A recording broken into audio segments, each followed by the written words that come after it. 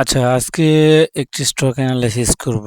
তো স্টকটি হচ্ছে আপনার ডিবিএইচ ফিনান্স পিএলসি। তো এই স্টকটি নিয়ে আজকে কথা বলবো মূলত। তো স্টকের কি অবস্থা সেগুলো একটু দেখবো আমরা। উইকলি দেখবো উইকলির কি অবস্থা। আচ্ছা, উইকলি আমরা দেখতে পাচ্ছি আহ, এই অবস্থা উইকলির। মার্কেট এভাবে আসছে, এইভাবে গেছে, এইভাবে আসছে, এই অবস্থা। আমরা মান্থলি একটু দেখবো, ঠিক আছে? মান্থলি অ্যানালাইসিস করব। তো এই স্টকটি হচ্ছে স্টার্ট করছে কত তারিখে সেটা একটু আমরা এখান থেকে দেখি। আচ্ছা, স্টকটি স্টার্ট হয়েছে হচ্ছে আপনার 13 সালের জানুয়ারি মাসের 1 তারিখে স্টকটি মার্কেটে অ্যাড হয়েছে। তো স্টকের আপনার প্রাইস হয়েছিল, নির্ধারণ হয়েছিল কততে সেটা একটু দেখি। আচ্ছা, এই স্টকটি হচ্ছে এই 33 টাকাতে মানে আপনার হয়েছিল। তো এই স্টকের সর্বোচ্চ হায়ার হাই কত গেছিল সেটা একটু আমরা দেখব, ঠিক আছে? সর্বোচ্চ হায়ার হাই গেছিল হচ্ছে স্টকটি 116 টাকায় গেছিল আর কি, 116 টাকায়। তো বর্তমানে যে অবস্থাতে মার্কেট রয়েছে আমরা এখান থেকে দেখতে পাচ্ছি। আর সর্বনিম্ন লোয়ার লোয়ে গেছিল মার্কেট কততে সেটা একটু দেখি আমরা। এখান থেকে 28 গেছিল সর্বনিম্ন আর কি, ঠিক আছে? আর সর্বোচ্চ 116 পর্যন্ত গেছিল মার্কেট হায়ার হাই। তো আমরা এটাকে এবার অ্যানালাইসিস করে দেখব মার্কেটটা আসলে আমরা কোন জায়গায় বাই নিব বা কি করব সেটা একটু দেখি। আচ্ছা, আচ্ছা, এগুলা আমরা যেগুলো দেখতে পাচ্ছি সবগুলা কিন্তু মান্থলি ক্যান্ডেল, ঠিক আছে? সো আচ্ছা, এখান থেকে যদি ট্রেন লাইন যদি দাগাই সেক্ষেত্রে আমরা এখান থেকে ট্রেন লাইন দাগাইলে দেখতে পারবো। আচ্ছা, এখান থেকে আমরা ট্রেন লাইন দেখতে পাচ্ছি। হ্যাঁ, ট্রেন লাইন একটা দাগাইছি। আচ্ছা, যাই হোক, তো ট্রেন লাইনটাকে অ্যাকুরেটলি দাগাই একটু।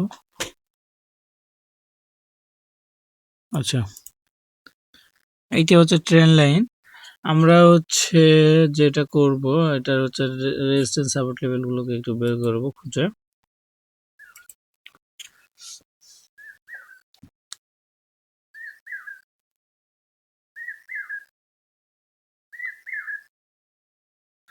আচ্ছা, এখানে আমরা একটা সাপোর্ট লেভেল দেখতে পাচ্ছি, ভালো একটা স্ট্রং সাপোর্ট লেভেল আমরা এখান থেকে পেয়েছি, ঠিক আছে? সো মার্কেট কততে রয়েছে? মার্কেট এই মুহূর্তে 38-এ 38.30-এ রয়েছে মার্কেট, 38 টাকার উপরে আর কি আছে মার্কেট। সো এটা কিন্তু মান্থলি ক্যান্ডেল, সো দেখতে পাচ্ছেন। সো মার্কেট কিন্তু বেশ দীর্ঘদিন থেকে কিন্তু মার্কেট একই রেঞ্জের মধ্যে ঘোরাঘুরি করতেছে।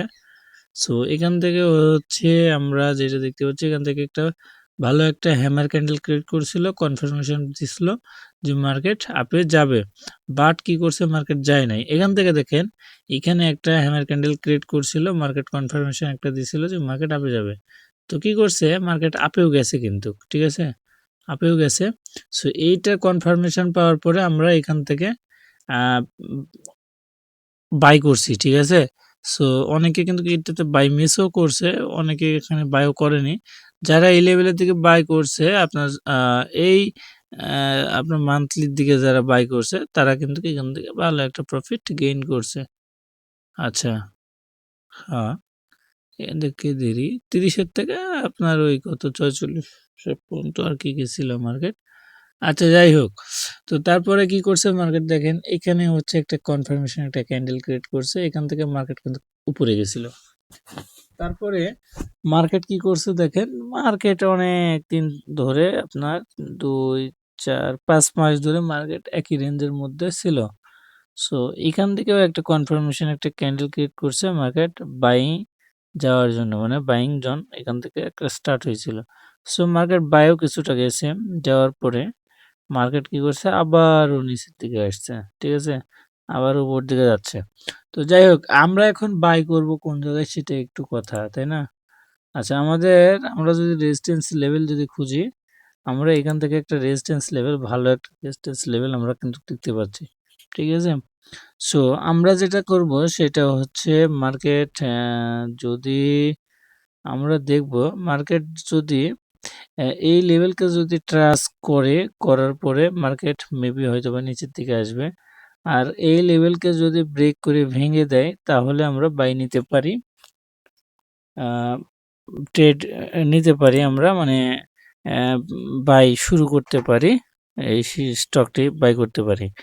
অথবা মার্কেট যদি এই লেভেলকে ট্রাস্ট করে, রেজিস্ট্যান্স লেভেল ট্রাস্ট করে মার্কেট যদি এই নিচের দিকে যদি আসে, যদি এই লেভেলের দিকে যদি আসে, অথবা আমি যে ট্রেন লাইনটি দেখাইছি এই ট্রেন লাইনকে যদি ক্রস না করে বা ক্রস করে যদি এই লেভেল দিকে টাচ করার পরে যদি এই সাপোর্টকে যদি না ভাঙতে পারে মার্কেট কিন্তু শক্তিশালী হবে ভাই।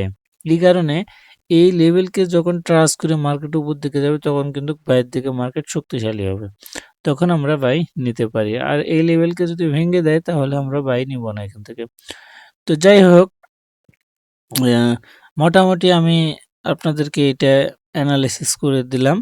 তো আপনারা আপনাদের ব্যক্তিগত যদি অ্যানালাইসিস থাকে সেক্ষেত্রে আপনারা আপনাদের ব্যক্তিগতভাবে অ্যানালাইসিস করে আমার সাথে কম্পেয়ার করতে পারেন। যদি মনে হয় কি না ঠিক আছে অ্যানালাইসিস, এখান থেকে বাই নেওয়া যাইতে পারে, সেক্ষেত্রে সব কিছুই ডিপেন্ড করবে আপনাদের উপর। জাস্ট আমি অ্যানালাইসিস আপনাদেরকে দিচ্ছি এতটুকুই। আর আপনাদের যদি কোনো ধরনের প্রশ্ন থাকে আমাকে প্রশ্ন করতে পারেন, নো প্রবলেম, আমি আপনাদেরকে হেল্প করার চেষ্টা করবো ইনশাল্লাহ। আর আপনারা কোন রিলেটেড ভিডিও চাচ্ছেন বা কি চাচ্ছেন চাইলে আমি সেই ধরনের আপনাদেরকে হেল্প করব বা সেই রিলেটেড ভিডিও দেব। আর যদিও আমার চ্যানেলে কিন্তু ফরেক্স রিলেটেড অলরেডি ভিডিও অনেক আছে, আপনারা চাইলে ফরেক্স যদি নতুন হয়ে থাকেন, যদি শিখতে চান আপনারা ওই ভিডিওগুলো দেখতে পারেন। অথবা আমি লাইভ ক্লাস, লাইভ আপনার ট্রেড করাই, আপনারা চাইলে লাইভ ট্রেডে অংশ নিতে পারেন, ফরেক্সে লাইভ ট্রেড করাই গোল্ড মার্কেটের। তো ঠিক আছে, সবাই ভালো থাকুন, সুস্থ থাকুন, আর আমার জন্য সবাই দোয়া করবেন, আর অবশ্যই আপনারা আমাকে সাপোর্ট করবেন।